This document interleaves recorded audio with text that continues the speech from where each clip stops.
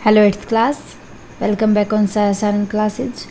Students, अगर आपने अभी तक सारण क्लासेज को सब्सक्राइब नहीं किया है तो प्लीज़ सब्सक्राइब कर ले और क्लासेज को अदर स्टूडेंट्स के साथ ज़्यादा से ज़्यादा शेयर करें। 8th क्लास, आज हम डिस्कस करेंगे चैप्टर नंबर 4 की exercise NCERT solution, question number 6 to 8। सारे के सारे क्वेश्चन रहेंगे हमारे NCERT बेस। सो देखते हैं क्वेश्चन नंबर 6 क्या कहता है। Give reason for the following.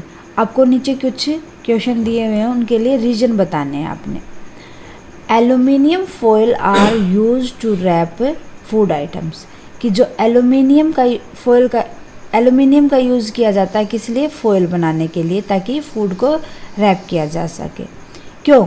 Because aluminium foil are use to wrap food item because aluminium metals can be drawn into thin sheet. Means malleable होता है, हम उसको बीट करके बिल्कुल थिन शीट के अंदर कन्वर्ट कर सकते हैं। ओके, क्योंकि रैप हो जाएगा खाना। अगर वो हार्ड होगा तो फूड को हम रैप कर ही नहीं पाएंगे। B, immersion rod for heat liquid are made up of metallic substance, कि जो इमर्सन्स रोड होती है वो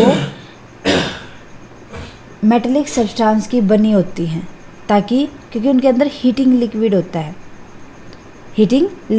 है। Okay, immersion rod for heating liquid, कि लिक्विड को हीट देने के लिए जो इमर्सन रोड बनाई जाती है वो किससे बनी होती है? मेटेलिक सब्सटेंस से बनी होती है। Because metal are good conductor of heat and electricity, क्योंकि जो मेटल्स होते हैं क्या होते हैं? गुड कंडक्टर ऑफ हीट होते हैं, हीट एंड इलेक्ट्रिसिटी। इसीलिए उनको किससे बनाया जाता है? मेटल से बनाया जाता है। Copper can't displace zinc from its salt solution, कि कॉपर कभी भी जिंक के साथ रिएक्ट नहीं करेगा, उसका कोई भी साल्ट सॉल्यूशन नहीं बन सकता। Copper can not displace zinc from its salt solution because copper is less reactive than zinc, क्योंकि कॉपर क्या होता है? जिंक से लेस रिएक्टिव होता है, कम रिएक्ट करता है। This can be better understood from metal reactivity series, किसके द्वारा पढ़ सकते हैं हम इसको? मेटल रिएक्टिविटी सीरीज के द्वारा। Copper plus zinc, Cu plus में जिंक SO4, अगर उसको हम मिक्सअप करते हैं, सॉल्यूशन तैयार करते हैं, तो कभी भी रिएक्ट नहीं करेंगे, उनसे कोई भी साल्ट नहीं बनेगा। ओके, देखते हैं 6th का D part. Sodium and potassium are store in kerosene, कि जो सोडियम और पोटासियम होता है उसको हम केरोसिन के अंदर स्टोर करके रखते हैं। क्यों? Because they are highly reactive with oxygen present in atmosphere. जो सोडियम और पोटासियम होते हैं वो क्या होते हैं? हाईली रिएक्ट करके चलते हैं जो हमारे एटमॉस्फेयर के अंदर ऑक्सीजन होती है उसमें। क्योंकि जो आपने देखा होगा कि केरोसिन क्या होता है? बहुत जल्दी आग लेता है, आग को बहुत जल्दी पकड़ता है। अगर वो ऑक्सीजन के साथ है तो एयर के अंदर जो ऑक्सीजन होती है उसमें। ओके, सो 7th देखते हैं अब। Can you store lemon pickle in an aluminium utensils, क्या आप कभी भी देखा आपने जो नींबू का अचार होता है उसको आप एल्यूमिनियम यूटेंसिल्स के अंदर रखते हो? नहीं, क्योंकि उसके अंदर बहुत ज़्यादा एसिड होता है। वो एसिड होता है वो एल्यूमिनियम के साथ जल्दी रिएक्ट करता है, इसलिए वो जल्दी खराब हो जाता है। देखो, lemon pickle can not be store in aluminium utensils. क्यों नहीं कर सकते? Because lemon pickle contain acid, क्योंकि लेमन पिकल के अंदर क्या होता है? एसिड होता है, और एसिड क्या होता है? React with aluminium liberating hydrogen has which lead to spoilage of pickle.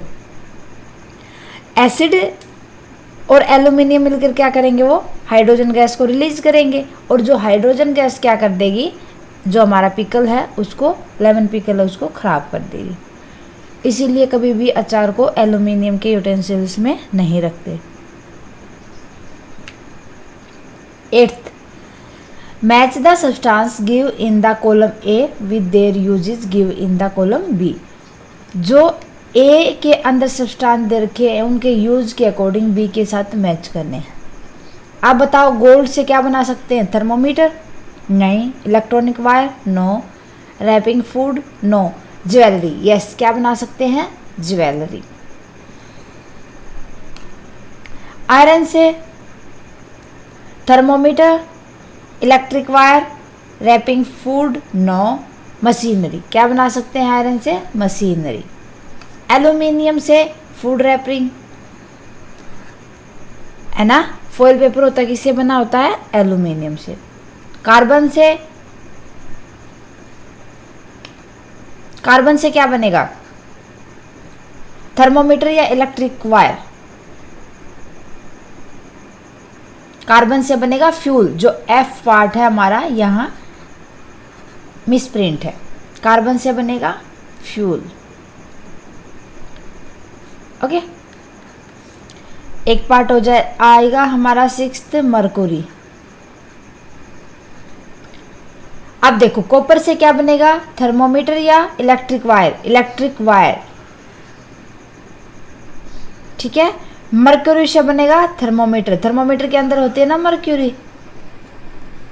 Okay, सो ये हो जाएंगे क्योंकि एक लास्ट हमारा पार्ट मिसिंग था। स्टूडेंट्स आज के लिए बस इतना ही। उम्मीद है कि आपको समझ आए होंगे। नेक्स्ट क्लास में डिस्कस करेंगे आगे के क्वेश्चंस। सो स्टूडेंट्स, अगर आपको क्लासेस पसंद आए तो प्लीज़ क्लास को लाइक करें और अदर स्टूडेंट्स के साथ शेयर भी करें। स्टूडेंट्स, क्लासेस को देखने के लिए थैंक यू वेरी मच। अगर आपकी कोई क्वेरी है प्लीज़ आप उसको कमेंट बॉक्स में लिख दें। जितना जल्दी पॉसिबल होगा मैं सॉल्यूशन दूंगी आपको।